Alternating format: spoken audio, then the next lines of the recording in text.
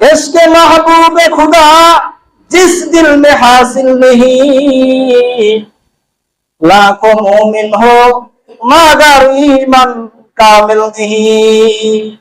কবি বলেন, যেই দিলের মধ্যে নবীর মহাব্বত নাই, যেই দিলের মধ্যে নবীর আজমত নাই, এরকম লক্ষ কোটি দিলের আল্লাহর কাছে কোনো দাম নাই। এজন্য দিলের মধ্যে কি রাখতে হবে? নবী করিম সাল্লাল্লাহু আলাইহি ওয়াসাল্লামকে মহব্বত করতে হবে।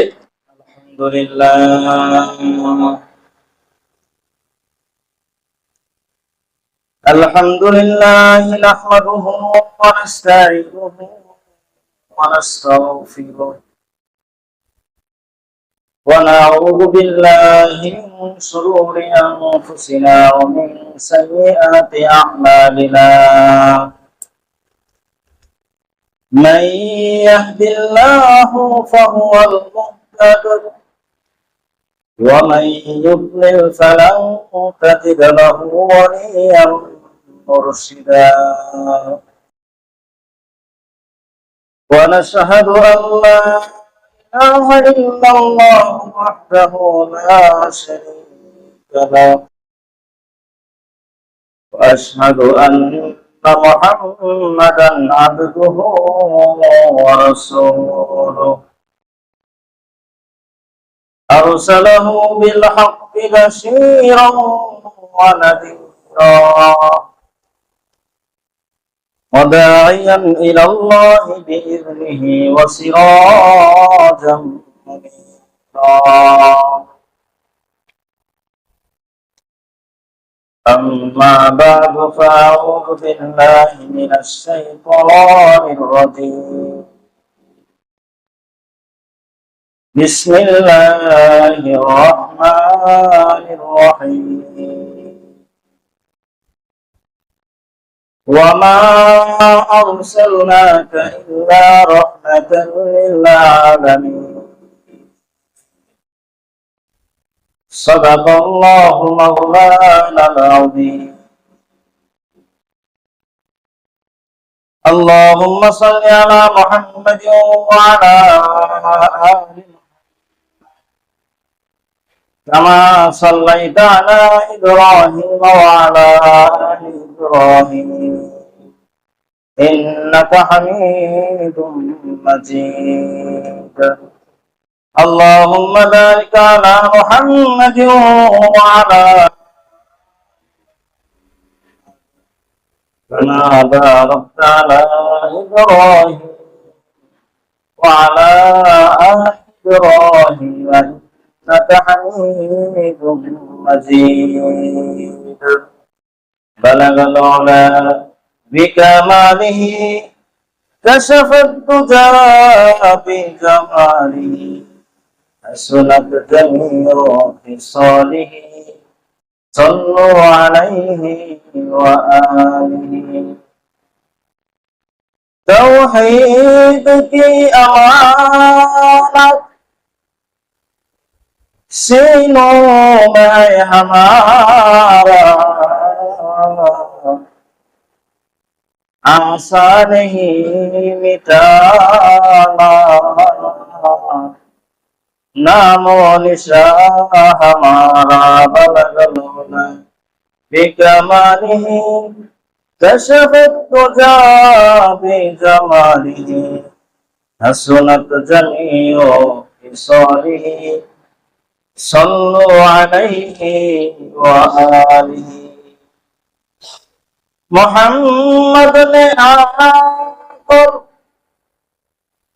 کفر کو مٹایا,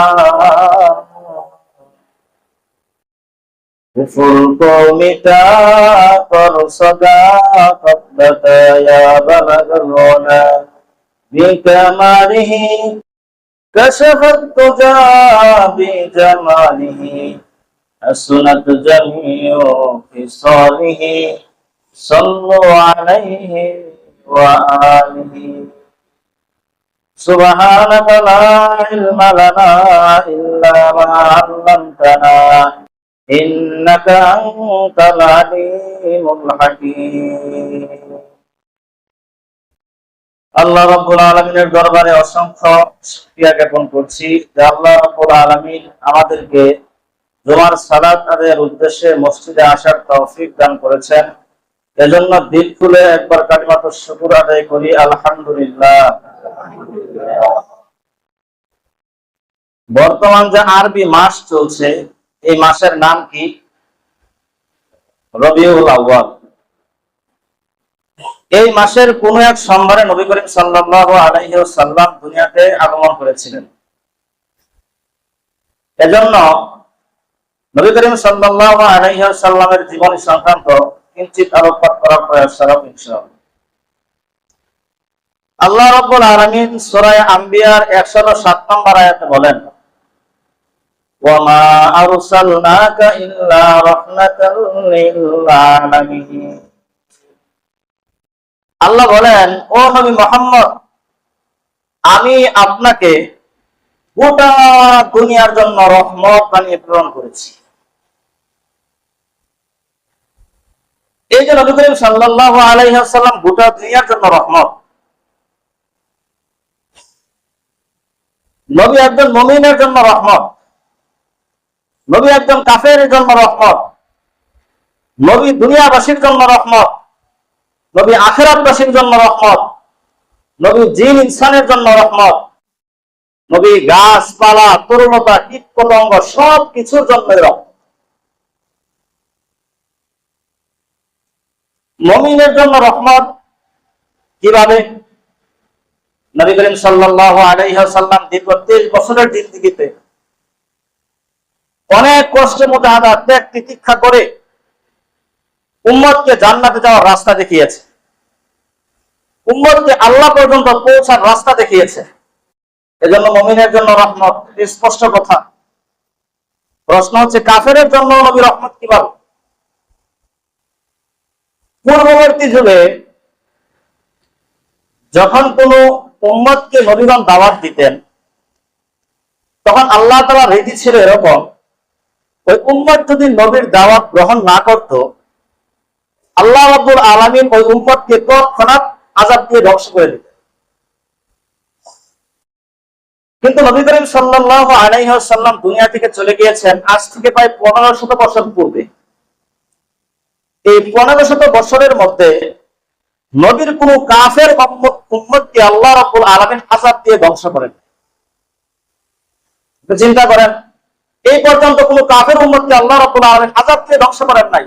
যেমনটা আদ, সামুদ, কওমে নূহ, কওমে হুদকে ধ্বংস করেছে।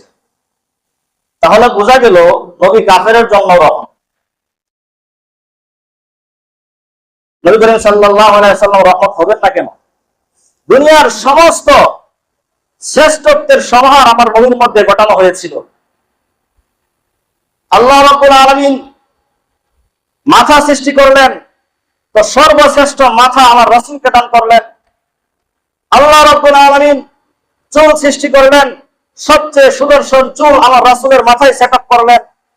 আল্লাহ রাব্বুল আলামিন নাক সৃষ্টি করলেন, সবচেয়ে সুন্দর নাক আমার রাসূলকে দান করলেন। আল্লাহ রাব্বুল আলামিন কান সৃষ্টি করলেন, সবচেয়ে সুন্দর কান আমার রাসূলকে দান করলেন। আল্লাহ রাব্বুল আলামিন চোখ সৃষ্টি করলেন, সবচেয়ে মায়াবী চোখ আমার রাসূলকে দান করলেন। আল্লাহ রাব্বুল আলামিন হাত সৃষ্টি করলেন, সবচেয়ে সুন্দর হাত আমার রাসূলকে দান করলেন। আল্লাহ রাব্বুল আলামিন পা সৃষ্টি করলেন, সবচেয়ে সুন্দর পা আমার রাসূলকে দান করলেন। আল্লাহ রাব্বুল আলামিন এই বডি সৃষ্টি করলেন, সবচেয়ে সুন্দর বডি আমার রাসূলকে দান করলেন। আল্লাহ রাব্বুল আলামিন কিতাব সৃষ্টি করলেন, সর্বশ্রেষ্ঠ কিতাব আল কুরআনুল কারীম দিয়া আমার নবীকে দুনিয়াতে পাঠালেন। আল্লাহ রাব্বুল আলামিন ধর্ম সৃষ্টি করলেন, সর্বশ্রেষ্ঠ ধর্ম ইসলাম ধর্মের দরজা বানায়া আমার নবীকে দুনিয়াতে পাঠালেন। আল্লাহ রাব্বুল আলামিন উম্মত সৃষ্টি করলেন, সর্বশ্রেষ্ঠ উম্মত উম্মতে মুহাম্মাদের লিডার বানায়া আমার নবীজিকে দুনিয়াতে পাঠালেন। যে নবীর মধ্যে আল্লাহ রাব্বুল আলামিন এতগুলো শ্রেষ্ঠত্বের সমাহার ঘটিয়েছেন, সেই নবী হবেন সর্বশ্রেষ্ঠ নবী এবং সেই নবী হবেন গোটা দুনিয়ার জন্য রহমত। কথা ঠিক কিনা? এত শ্রেষ্ঠত্বের গুণাবলী যে নবীর মধ্যে আল্লাহ রাব্বুল আলামিন দান করলেন, তিনি রহমত হবেন, এটা স্বাভাবিক কথা।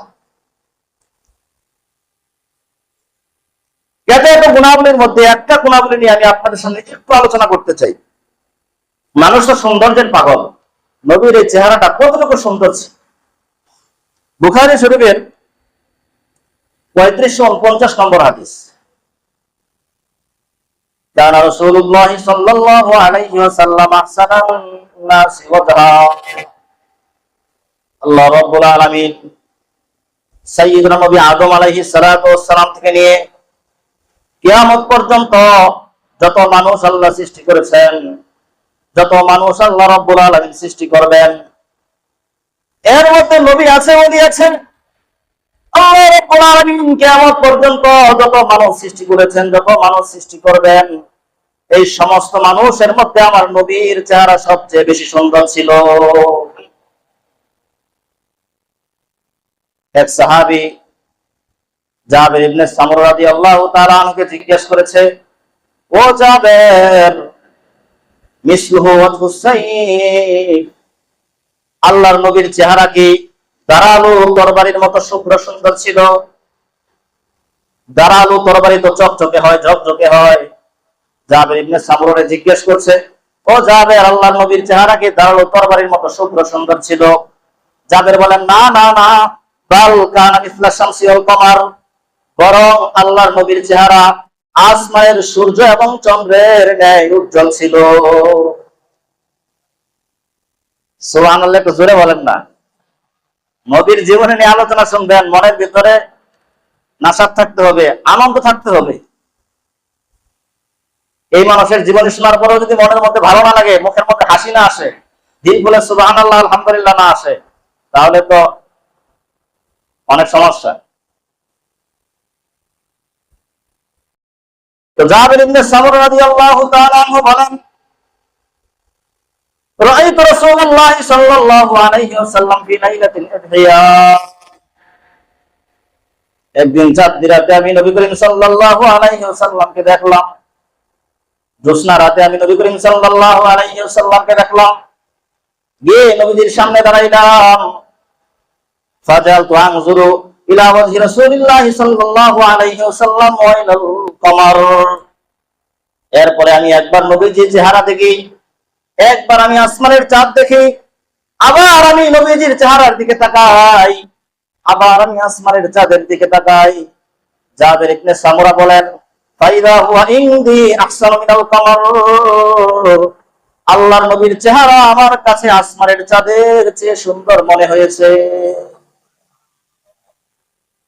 এজন্য আম্মা জান আয়েশা সিদ্দিকা রাদিয়াল্লাহু তাআলা আনহা বলেছিলেন, আরে মিশরের মহিলারা যখন নবী ইউসুফকে দেখলো, নবী ইউসুফকে দেখে নবী ইউসুফের সৌন্দর্যে পাগল হইয়া, নবী ইউসুফের সৌন্দর্যে মুগ্ধ হইয়া তারা তাদের হাতগুলোকে কেটে টুকরা টুকরো করে ফেলেছিল। আম্মা জান আয়েশা বলেন, ওই মিশরের মহিলারা যদি আমার নবী মুহাম্মদ, আমার হাবিব মুহাম্মদকে দেখতো, তাহলে তারা তাদের কলিজা গুলো কেটে টুকরো টুকরো করে ফেলতো, এত সুন্দর ছিলেন। এজন্য কবি বলেছেন, জামালে হুসনে ইউসুফ ওয়ার ফাকাত আশিক জুলাইখাতি, জামালে হুসনে ইউসুফ ওয়ার ফাকাত আশিক জুলাইখাতি, तुम्हारे रूए रोशन पर फिदा सारे जहां है, तुम्हारे रूए रोशन पर फिदा सारे जहां है। কবি বলেন, আরে ইউসুফের প্রেমে তো শুধু জুলাইখা পাগল ছিল, ইউসুফের সৌন্দর্যের উপর শুধু জুলাইখা পাগল ছিল, কিন্তু আমার নবীর প্রেমে সারা দুনিয়া মাতোয়ারা ছিল। হাসান ইবনে সাবিত রাদিয়াল্লাহু তাআলা বলেন, ওয়া আহসানু মিন কালাম তারাকাতু আইনি ওয়া আজমালু মিন কালাম তালিদিন নিসাউ, খলিকতা মুবাররাআম মিন কুল্লি আইবিন কান্নাকা খুলিকতা কামা তাশাউ। হাসান ইবনে সাবিত বলেন, ও নবী, আপনার চেয়ে সুন্দর কাউকে এই চক্ষু কখনো দেখে নাই, আপনার চেয়ে সুন্দর কোন ছেলে কোন বাপ ভূমিষ্ঠ করে নাই। আল্লাহ রাব্বুল আলামিন আপনাকে সমস্ত দোষ মুক্ত করে, সমস্ত ত্রুটি মুক্ত করে যেমনটা আপনি চেয়েছেন, ঠিক সেইভাবে আল্লাহ রাব্বুল আলামিন আপনাকে আসমান থেকে দুনিয়াতে পাঠিয়ে দিয়েছেন। এত সুন্দর নবী করিম সাল্লাল্লাহু আলাইহি ওয়াসাল্লাম ছিলেন।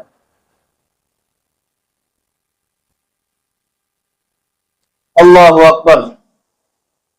মুহতারাম হাজিরিন, এত সুন্দর নবী, দয়ার নবী, মায়ার নবী, রহমতের নবী 40 বছর পর্যন্ত সারা মক্কাবাসী তাকে আলামিন বলে ডাকে। কারো কোন রকমের অভিযোগ নাই, নবীজিকে সবাই বিশ্বাস করে। 40 বছরের পর আল্লাহ রাব্বুল আলামিন যখন নবীজিকে নবুয়ত দিয়ে দিলেন, নবুয়ত দেওয়ার পরে ঘোষণা করলেন, ওয়ানজির আশীরাতাকাল আকরাবিন, ও নবী মুহাম্মদ, তুমি যাও, তুমি তোমার নিকট আত্মীয়দের মধ্যে দ্বীনের দাওয়াত পৌঁছে দাও। নবী সাল্লাল্লাহু আলাইহি ওয়াসাল্লাম ঘোষণা পাওয়ার পর মক্কার সাফা পাহাড়ের মধ্যে উঠলেন। সাফা পাহাড়ের মধ্যে দাঁড়িয়ে সমস্ত মক্কার গোত্রগুলোকে নাম ধরে ধরে ডাকলেন। সমস্ত মক্কার গোত্রগুলো আসলো। আসার পরে নবী করিম সাল্লাল্লাহু আলাইহি ওয়াসাল্লাম সকলকে দাওয়াত দিলেন। একত্ববাদের দাওয়াত দিলেন, তাওহীদের দাওয়াত দিলেন, রিসালাতের দাওয়াত দিলেন। রাসূল দাওয়াত দেওয়ার পর সমস্ত মক্কাবাসী রাসূলকে মিথ্যা প্রতিপন্ন করলো, রাসূলকে বিভিন্ন রকমের অপবাদ দিল, কষ্ট দিল। আবুল আহাব তো বলেই ফেললো, তাব্বাল্লাকা লিহাযা জামাতানা, ও মুহাম্মদ তুমি ধ্বংস হও, তুমি কি আমাদেরকে জন্ম ডাকছো? আল্লাহ রাব্বুল আলামিনের এই কথাটা অনেক লাগছে, আল্লাহ রাব্বুল আলামিনের এই কথাটা ভালো লাগে নাই। আল্লাহ রাব্বুল আলামিন আবুল আহাবের এই কথার বিপরীতে আল্লাহ রাব্বুল আলামিন সূরা লাহাব নাযিল করে দেন। আল্লাহ ঘোষণা করে দিলেন, তাব্বাত ইয়াদা আবি লাহাব ওয়া তাব, মা আগনা আনহু মালুহু ওয়া মা কাসাব। আল্লাহ রাব্বুল আলামিন কুরআনুল কারীমে ঘোষণা দিলেন, ও নবী মুহাম্মদ, যারা তোমাকে বলে তুমি ধ্বংস হও, আমি আল্লাহ রাব্বুল আলামিন কুরআনের মধ্যে সাক্ষী দিয়ে দিলাম, তুমি কোন সময় ধ্বংস হবে না, বরং যারা তোমার বিরুদ্ধে যাবে আমি আল্লাহ রাব্বুল আলামিন তাদের সকলকেই ধ্বংস করে দিব। আল্লাহ রাব্বুল আলামিন সূরা আল-হাবের মধ্যে এই আয়াত নাযিল করে সারা দুনিয়াবাসীর কাছে আল্লাহ রাব্বুল আলামিন এই মেসেজ দিয়ে দিলেন, বার্তা দিয়ে দিলেন, কিয়ামত পর্যন্ত আমার হাবিব মুহাম্মদের বিরুদ্ধে যারা করবা, আমার হাবিব মুহাম্মদের বিরুদ্ধে যারা যাইবা, আমি আল্লাহ স্বয়ং তাদের বিরুদ্ধে অ্যাকশন নিব। মুহতারাম হাজিরিন, নবী করিম সাল্লাল্লাহু আলাইহি ওয়াসাল্লাম এরপরে মক্কাবাসীর মধ্যে দাওয়াত দিলেন। এক করুণ ইতিহাস, সময় অনেক কম। শেষ পর্যন্ত নবুয়তের ৭ম বছর রাসূলকে যখন তারা কোনোভাবেই ফিরাইতে পারে না, নবী করিম সাল্লাল্লাহু আলাইহি ওয়াসাল্লামকে এবার তারা একটা গাটের মধ্যে, এলাকার মধ্যে, শিয়াবে আবি তালিবের মধ্যে, একটা উপত্যকার মধ্যে বন্দী করে নিল। কাফেররা নবী করিম সাল্লাল্লাহু আলাইহি ওয়াসাল্লামকে ৩টা বছর বন্দী করে রাখছে। সিরাতের কিতাবগুলো দেখবেন, এই সময়ে কোনো খাবার নবীজির কাছে পৌঁছতো না। নবীজির যত সাথী সঙ্গী ছিলেন সবাই অনাহারে জীবন কাটাতো, ক্ষুধার তাড়নায় তারা বন্দী অবস্থায় হাও মাও করে কাঁদত। এই সময় নবী করিম সাল্লাল্লাহু আলাইহি ওয়াসাল্লাম ও তার সাথী সঙ্গীরা গাছের পাতা, পশুর চামড়া খেয়ে জীবন যাপন করেছেন। মুহতারাম হাজিরিন, নবী করিম সাল্লাল্লাহু আলাইহি ওয়াসাল্লাম এক পর্যায়ে মক্কা ছেড়ে তায়েফে চলে গেলেন। মক্কা থেকে তায়েফের দূরত্ব প্রায় ৬০ মাইল। এত দূরত্বের রাস্তা নবী করিম সাল্লাল্লাহু আলাইহি ওয়াসাল্লাম যায়েদ ইবনে হারেসাকে সাথে নিয়ে চলতে লাগলেন, পায়ে হেঁটে চলতে লাগলেন। তায়েফে পৌঁছলেন, পৌঁছার পরে দাওয়াত দিলেন, আল্লাহ রাব্বুল আলামিনের তাওহীদের দাওয়াত দিলেন। তায়েফের নেতৃস্থানীয় লোকেরা রাসূলকে অস্বীকার করলো, পাগল বলল, মিথ্যুক বলল। শুধু তাই নয়, বরং তায়েফের বখাটে ছেলেগুলোদেরকে নবী করিম সাল্লাল্লাহু আলাইহি ওয়াসাল্লামের পিছনে লেড়ে দিল। নবী করিম সাল্লাল্লাহু আলাইহি ওয়াসাল্লাম তায়েফের রাস্তা দিয়ে হাঁটেন, ওই যুবকগুলো রাসূল করিম সাল্লাল্লাহু আলাইহি ওয়াসাল্লামকে টার্গেট করে করে পাথর মারতে থাকে। এক পর্যায়ে নবীজির শরীর রক্তে রঞ্জিত হয়ে যায়, সমস্ত কাপড় রক্তে রঞ্জিত হয়ে যায়, জুতা মোবারক পর্যন্ত রক্তে রঞ্জিত হয়ে যায়। এই কঠিন মুহূর্তে রাসূল করিম সাল্লাল্লাহু আলাইহি ওয়াসাল্লাম যখন বিশ্রাম নিচ্ছিলেন, হযরত জিবরাইল আলাইহিস সালাতু ওয়াস সালাম এসে বললেন, আল্লাহর হাবিব, আপনার সাথে তায়েফবাসী কি নিষ্ঠুর আচরণ করেছে আল্লাহ দেখছে, এজন্য পাহাড়ের ফেরেশতারা আপনার সাথে কিছু বলতে চান। নবী করিম সাল্লাল্লাহু আলাইহি ওয়াসাল্লাম বলেন, ঠিক আছে, পাঠাইয়া দাও। পাহাড়ের ফেরেশতারা আসলো, আসার পরে সালাম দিল, আসসালামু আলাইকা ইয়া রাসূলুল্লাহ। নবী করিম সাল্লাল্লাহু আলাইহি ওয়াসাল্লাম সালামের জবাব দিলেন, বললেন, বলো কি বলতে চাও। এই কঠিন মুহূর্তে পাহাড়ের ফেরেশতারা বলতে লাগলো, নবীজি, আপনার সাথে তায়েফবাসী যে অত্যাচার অবিচার করেছে, আল্লাহ রাব্বুল আলামিন সবকিছু দেখেছেন। আপনি শুধু একবার আমাদেরকে নির্দেশ দিন, আমরা সমস্ত তায়েফবাসীকে দুই পাহাড় চিপা দিয়া ধ্বংস করে দেই। এমন এক কঠিন মুহূর্তে নবীজি কি বলছেন? নবী করিম সাল্লাল্লাহু আলাইহি ওয়াসাল্লাম বলেন, না না না, তোমরা এই তায়েফবাসীকে ধ্বংস করো না। যদিও তারা না বোঝার কারণে আমার সাথে এরকম আচরণ করেছে, ভবিষ্যতে তাদের ঔরস থেকে, তাদের গর্ভ থেকে এমন এমন ছেলে মেয়ে হবে যারা আল্লাহর কালেমা পড়ে মুসলমান হয়ে যাবে। তারা মাঝে দেখেন কত কষ্টের পরেও বদ্ধ করেন নাই। এজন্য নবী করিম সাল্লাল্লাহু আলাইহি ওয়াসাল্লাম দুনিয়ার জন্য রহমত, উম্মতের জন্য অনেক ত্যাগ করেছেন। নবী করিম সাল্লাল্লাহু আলাইহি ওয়াসাল্লাম হাসরবাসীর জন্য রহমত। ইমাম বুখারী রাহমাতুল্লাহি আলাইহি এই হাদিসটা 7 বার বর্ণনা করেছেন, যে হাদিসটা এখন বলতে যাচ্ছি। হাসরের মাঠে সমস্ত উম্মত যখন পেরেশান হয়ে দৌড়াদৌড়ি করবে, আল্লাহ রাব্বুল আলামিন রাগান্বিত অবস্থায় বসে থাকবেন। বিমানিল মুলকুল ইয়াউম লিল্লাহিল ওয়াহিদিল কাহ্হার। আল্লাহ রাব্বুল আলামিন সেই দিন খুব ক্রোধান্বিত থাকবেন, রাগান্বিত থাকবেন। হাসরের দিন সমস্ত নবীগণ ভয়ে কম্পিত থাকবেন, প্রকম্পিত থাকবেন। উম্মতরা দিক বেদিক হয়ে ছুটাছুটি করতে থাকবেন। এক পর্যায়ে হাসরবাসী আদম আলাইহিস সালাতু ওয়াস সালামের কাছে আসবে। আসার পরে বলবে, ইয়া আদম ইশফা ইলা রাব্বিক, ও নবী আদম, আজকে আপনি আমাদের জন্য আল্লাহর কাছে একটু সুপারিশ করুন। আদম আলাইহিস সালাম কি বলবেন?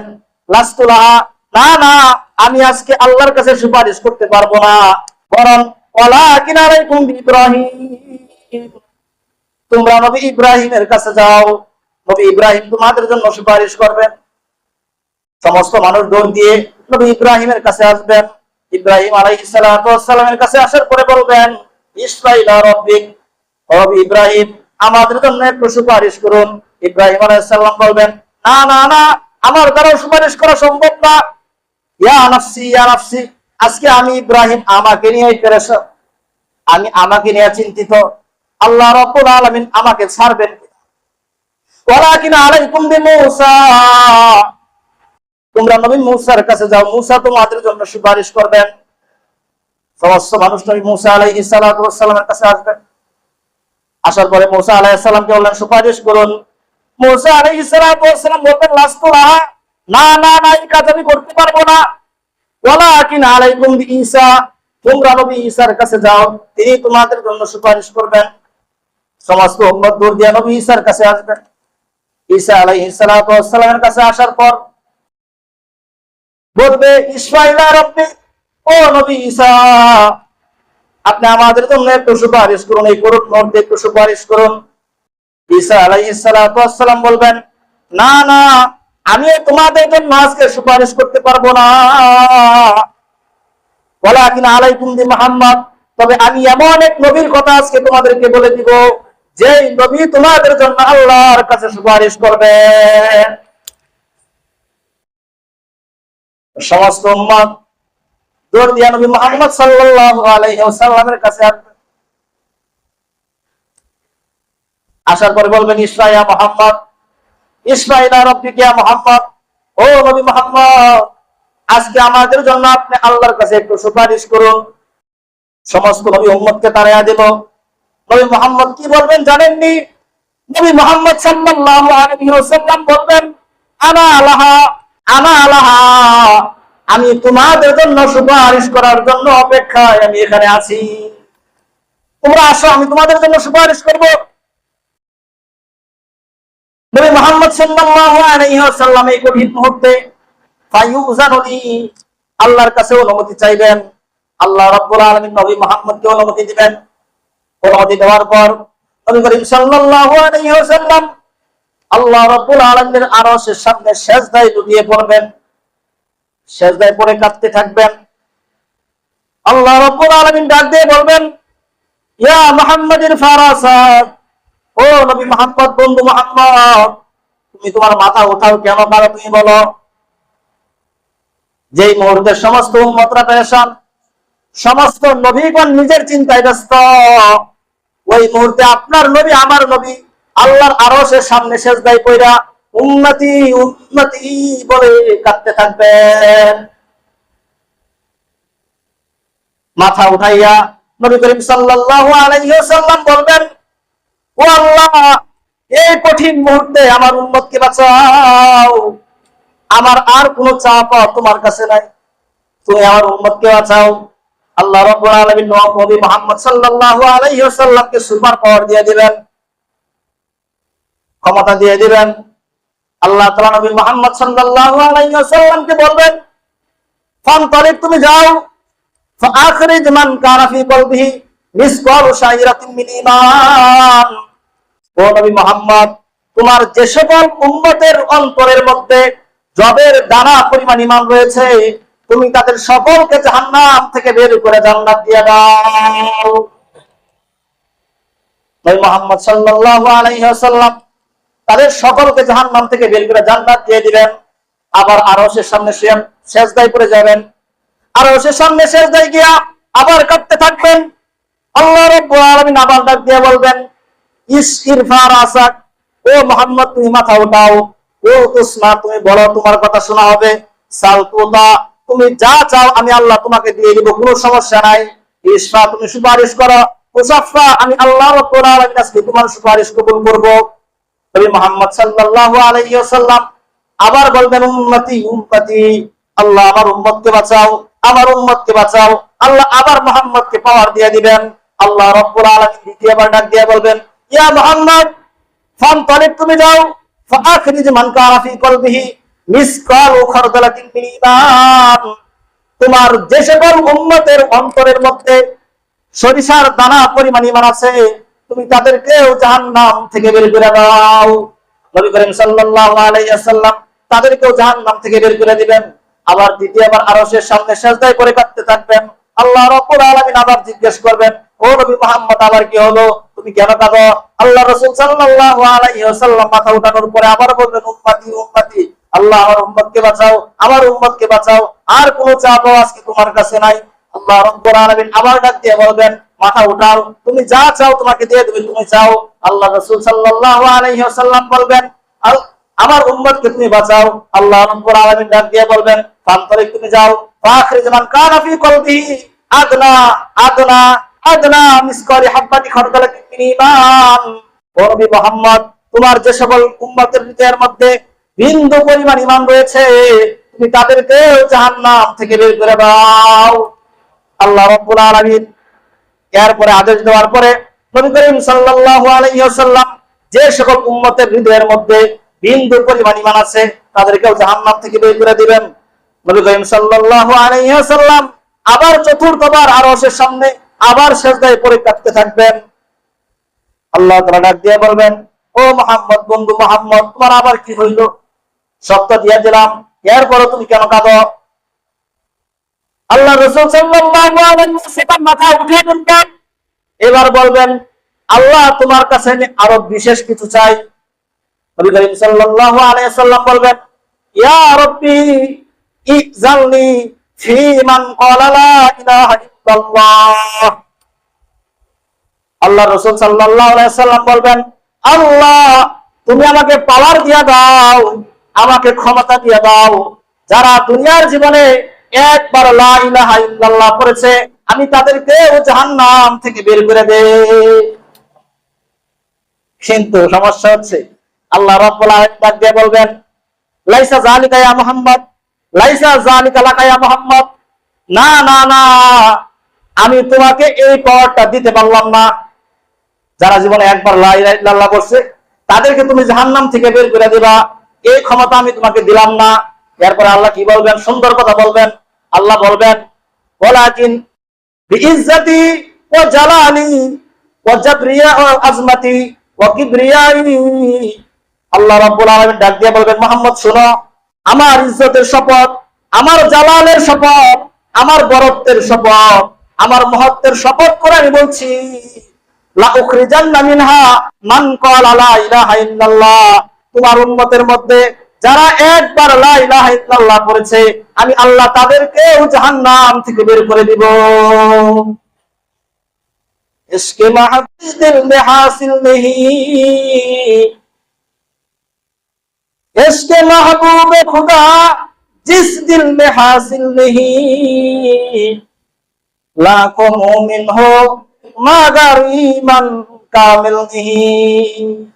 কবি বলেন, যেই দিলের মধ্যে নবীর মহব্বত নাই, যেই দিলের মধ্যে নবীর আজমত নাই, এরকম লক্ষ কোটি দিলের আল্লাহর কাছে কোনো দাম নাই। এজন্য দিলের মধ্যে কি রাখতে হবে? নবী করিম সাল্লাল্লাহু আলাইহি ওয়াসাল্লামকে মহব্বত করতে হবে। আল্লাহ আমাদের হৃদয়গুলোকে নবী করিম সাল্লাল্লাহু আলাইহি ওয়াসাল্লামের ভালোবাসা দিয়ে ভরপুর করে দাও, আমিন। তারা হাজিরিন, নবী করিম সাল্লাল্লাহু আলাইহি ওয়াসাল্লামকে ভালোবাসতে হবে, এটা তো প্রমাণ হয়ে গেল। যেহেতু আমাদের দুনিয়াতেও দরকার, আখিরাতেও দরকার, ভালো কিভাবে বাসবে? ওই রাস্তাঘাটে মিছিল করে ভালোবাসা হয়? সূরা হাশরের 7 নম্বর আয়াত আল্লাহ রাব্বুল আলামিন বলেন, মা আতাকুমুর রাসূলু ফাখুযুহু ওয়া মা নাহাকুম আনহু ফান্তাহু। নবীকে কিভাবে ভালোবাসবা? আমি আল্লাহর কাছ থেকে শুনে নাও। নবী করিম সাল্লাল্লাহু আলাইহি ওয়াসাল্লাম যে শরীয়ত নিয়ে এসেছেন সেই শরীয়তকে তোমরা ধারণ করো, যেগুলো থেকে বারণ করেছেন সেগুলো বাদ দিয়ে দাও। কি নিয়ে আসছেন, কি বাদ দিতে বলছেন? নবী করিম সাল্লাল্লাহু আলাইহি ওয়াসাল্লাম মুওয়াত্তা মালিকের 1604 নম্বর হাদিসের মধ্যে ব্যাখ্যা দিয়েছেন, তারাকতু ফীকুম আমরাইন, ও আমার উম্মত, আমি তোমাদের মধ্যে দুইটা জিনিস রেখে যাচ্ছি, লান তাদিল্লু মা তামাসসাকতুম বিহিমা। এই দুইটা জিনিস যতদিন তোমরা আঁকড়ে ধারণ করে রাখবা ততদিন তোমরা গোমরা হইবা না। দুইটা জিনিস কি? এক নাম্বার কিতাব আল্লাহ, আল্লাহর কিতাব। দুই নাম্বার হচ্ছে সুন্নাত নবী, আমার আমি নবীর সুন্নাত। এখন প্রশ্ন হচ্ছে, পুরো মাসলা যদি কিতাবের মধ্যেও নাই, নবীর সুন্নাতের মধ্যেও নাই, আল্লাহর হাবিব বলেন, আলাইকুম বিসুন্নতি ওয়া সুন্নাতিল খুলাফায়ে রাশিদিন আল মাহদিয়িন, কুরআনের মধ্যেও নাই, আমার সুন্নতের মধ্যেও নাই, তাহলে তোমরা খুলাফায়ে রাশিদিন আমার সাহাবায়ে কেরামের সুন্নতের অনুসরণ করো। খুলাফায়ে রাশিদিনের জীবনেও পাওয়া যায় নাই, তাইলে কি করবা? আল্লাহ রাসূল বলেন, খায়রুল কুরুনি করনি সুম্মাল্লাযিনা ইয়ালুনাহুম সুম্মাল্লাযিনা ইয়ালুনাহুম, সর্বোত্তম যুগ হচ্ছে আমার যুগ, এরপরে সাহাবায়ে কেরামের যুগ, এরপরে তাবিঈনের যুগ। নবী করিম সাল্লাল্লাহু আলাইহি ওয়াসাল্লাম কথা বুঝেন, তিনটা যুগকে স্বীকৃতি দিলেন। এক নাম্বার নবীজির যুগ, দুই নাম্বার সাহাবায়ে কেরামের যুগ, তিন নাম্বার তাবিঈনে কেরামের যুগ। এই তিনটা যুগ হচ্ছে অনুসরণীয়। এখন আপনাদের কাছে আমি একটা প্রশ্ন করব, উম্মতের মধ্যে নবী করিম সাল্লাল্লাহু আলাইহি ওয়াসাল্লামকে সবচেয়ে বেশি ভালোবেসেছেন কে? বলেন, কে? উম্মতের মধ্যে নবী করিম সাল্লাল্লাহু আলাইহি ওয়াসাল্লামকে সবচেয়ে বেশি ভালোবাসতেন কে? আর বলেন সাহস করে, সমস্যা নেই তো। হ্যাঁ, একজন লোক বলতে পারতেছেন এই কথাটা? আবু বকর, মাশাআল্লাহ, আবু বকর সিদ্দিক রাদিয়াল্লাহু তাআলা। আবু বকর সিদ্দিক নবীজিকে কতটুকু ভালোবাসতেন? নবী করিম সাল্লাল্লাহু আলাইহি ওয়াসাল্লাম বলেছেন, আমার উম্মতের মধ্যে যারা আমাকে দুনিয়াতে ভালোবেসেছে সকলের ভালোবাসার প্রতিদান আমি নবী দুনিয়াতে দিয়ে গিয়েছি, একমাত্র আবু বকর আমাকে এই পরিমাণ ভালোবেসেছে যার প্রতিদান আমি দুনিয়াতে দিয়ে যেতে পারি না। এই আবু বকর সিদ্দিক রাদিয়াল্লাহু তাআলা আনহু সম্পর্কে নবী করিম সাল্লাল্লাহু আলাইহি ওয়াসাল্লামের বাণী ছিল, আফদালুন নাসি বাদাল আম্বিয়া আবু বকর সিদ্দিক। আমার উম্মতের মধ্যে নবীগণের পরে সমস্ত উম্মতের মধ্যে সর্বশ্রেষ্ঠ উম্মত ছিল আবু বকর রাদিয়াল্লাহু তাআলা। এই আবু বকর রাদিয়াল্লাহু তাআলা আনহু 2 বছর 4 মাস মুসলিম বিশ্ব শাসন করেছেন। 2 বছর 4 মাস তিনি মুসলিম বিশ্বের খলিফা ছিলেন। এই 2 বছর 4 মাসে নবীকে এত ভালোবাসা সত্ত্বেও কোথাও প্রচলিত মিলাদুন নবী উদযাপন করেছেন? আপনাদের কাছে কোনো প্রমাণ আছে? থাকলে বলুন। কোনো প্রমাণ নাই। এবার আসুন দ্বিতীয় খলিফা ওমর ইবনুল খাত্তাব রাদিয়াল্লাহু তাআলা নবীজিকে কতটুকু ভালোবাসতেন? ওমর নবীজি সাল্লাল্লাহু আলাইহি ওয়াসাল্লাম যখন দুনিয়া থেকে বিদায় নিলেন, ইন্তেকাল হয়ে গেল, ওমর ইবনুল খাত্তাব রাদিয়াল্লাহু তাআলা আনহু তরবারি হাতে নিয়ে দাঁড়িয়ে গিয়েছেন। ওমর ইবনুল খাত্তাব ঘোষণা দিয়েছেন, যে ব্যক্তি বলবে নবী মুহাম্মদ দুনিয়া থেকে চলে গিয়েছেন, নবী মুহাম্মদ মৃত্যুবরণ করেছেন, আমি ওমরের তলোয়ার দ্বারা তার কল্লাকে আমি দ্বিখণ্ডিত করে ফেলব। এত ভালোবাসতেন। এই ওমর ইবনুল খাত্তাব সম্পর্কে নবী করিম সাল্লাল্লাহু আলাইহি ওয়াসাল্লাম বলেছিলেন, লাউ কানা বাদি নাবিয়্যুন লাকানা ওমর, আমার পরে যদি কেউ নবী হতো তাহলে সে ওমর হতো। এই ওমর ইবনুল খাত্তাব রাদিয়াল্লাহু তাআলা আনহু 10.5 বছর মুসলিম বিশ্বের খলিফা ছিলেন। 10.5 বছর তিনি সারা বিশ্ব অর্ধ পৃথিবী শাসন করেছেন। এই 10.5 বছরের মধ্যে কোথাও তিনি প্রচলিত মিলাদুন নবী উদযাপন করেছেন? থাকলে আমাকে প্রমাণ দেন, যুক্তি দিয়ে বোঝেন। যে মিলাদুন নবী রাসূল করিম সাল্লাল্লাহু আলাইহি ওয়াসাল্লাম উদযাপন করেননি, যে মিলাদুন নবী আবু বকর সিদ্দিক উদযাপন করেননি, যে মিলাদুন নবী ওমর ইবনুল খাত্তাব উদযাপন করেননি, যে মিলাদুন নবী আলী উসমান সহ কোন সাহাবায়ে কেরাম উদযাপন করেননি, যে মিলাদুন নবী কোন তাবিঈন কেরাম উদযাপন করেননি, সে মিলাদুন নবী উদযাপন করে যারা আশিক রাসূল দাবি করে, এরা কখনো আশিক রাসূল হতে পারে না। কথা ক্লিয়ার? কোনো ভেজাল নাই, কষ্ট লাগার কিছু নাই। যারা জশ্নে জুলুসে ঈদে মিলাদুন নবীর নামে রাস্তাঘাটে মিছিল বের করে, তীব্র যানজট সৃষ্টি করে, জনমনে বিশৃঙ্খলার জন্ম দেয়, উচ্চস্বরে বাদ্যযন্ত্র বাজিয়ে আকাশ বাতাস কাঁপিয়ে তোলে, আবার মিছিল মিটিং শেষে জিলাপি মিষ্টি আর হালুয়া বিতরণ করে, আল্লাহর কসম করে বলছি, এরা আর যাই হোক না কেন, এরা কখনো আশিক রাসূল হতে পারে না। এরা হচ্ছে আশিকে শয়তান, বন্ড এবং নবীর দুশমন। কথা বলেন ঠিক কিনা? কোনো ভেজাল নেই। আপনি দেখান কোন প্রমাণ? 604 হিজরিতে নবী করিম সাল্লাল্লাহু আলাইহি ওয়াসাল্লামের ইন্তেকালের 600-700 বছর পরে ইরাকের মধ্যে মুজাফফরউদ্দিন আল কুরকুরি নামে এক ব্যক্তি এই প্রচলিত মিলাদুন নবীর উদযাপন করেছেন। সেখান থেকে বেদাতের আবিষ্কার। কোন সাহাবায়ে কেরাম, কোন তাবিঈন কেরাম যেটা করেন নাই, সেটা করে কেন আপনি নিজেকে ঈমান থেকে দূরে রাখছেন? এটা করা যদি ঈমানের অংশ হতো তাহলে এত দীর্ঘ যুগ কেন? নবী করিম সাল্লাল্লাহু আলাইহি ওয়াসাল্লাম 15 বছর হয়েছে মৃত্যুবরণ করেছেন। 600 বছরের মধ্যে এই উত্তম যুগের মধ্যে আর কোনো দৃষ্টান্ত। তাহলে এখন কথা হচ্ছে, এটাও যদি না করা যায়, গান বাজনাও করা গেল না, মিলাদ মিছিলও করতে পারলেন না, তাহলে মিলাদুন নবী এটা উদযাপন করবেন কিভাবে? 1 নাম্বার করণীয় হচ্ছে মিলাদুন নবীর বেশি বেশি কুরআনুল কারীমের তিলাওয়াত করা। 2 নাম্বার হচ্ছে সমস্ত আমল সুন্নাত মাফিক করা।